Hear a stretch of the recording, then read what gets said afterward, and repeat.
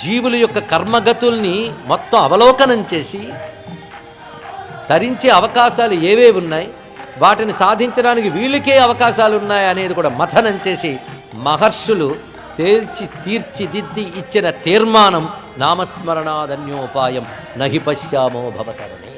అందుకే మీరందరూ ధ్యానయోగ, కర్మయోగ, రాజయోగ, ఈ యోగ, ఆ యోగ అని పరిగెడుతూ ఉంటాం. అన్నిటికంటే గొప్పది నామయోగ. తెలుసుకోండి, ఇక్కడ ఇది ఒక్కటే. నామానికి అనేక దశలు ఉంటాయి. మొట్టమొదటి ప్రేమగా అంటూ ఉంటే నామం తరింపజేస్తుంది. ఎలా తరింపజేస్తుందని అది చూసుకుంటుంది. మొట్టమొదటి అంటూ ఉంటే అది పాపాన్ని దహనం చేసి క్రమంగా నామ అర్థమేమిటా అని ఆలోచించాలని చేస్తుంది. ఆలోచించాక అర్థంలో ఇది ఉందా అని ఆనందాన్ని కలిగిస్తుంది. ఆ అర్థంలో మొట్టమొదటిగా ఆ నామం చేయాలో చెప్పబడుతున్న దేవత యొక్క లీలను చూపిస్తుంది. ఇంకా నిన్నేం చేస్తుందంటే తత్వానికి తీసుకెళ్ళిపోతుంది.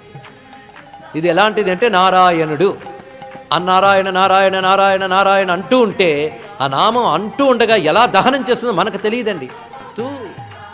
అగ్ని దహత్యేవహి పావక అనిచ్చయాపి సంస్పృష్టో దహత్యేవహి పావక. తెలియకుండా ముట్టుకున్న నిప్పు ఎలా తగలబడుతుందో హరినామం తెలియక అన్నా పాపాలని పోగొడుతుంది, శుద్ధి చేస్తుంది.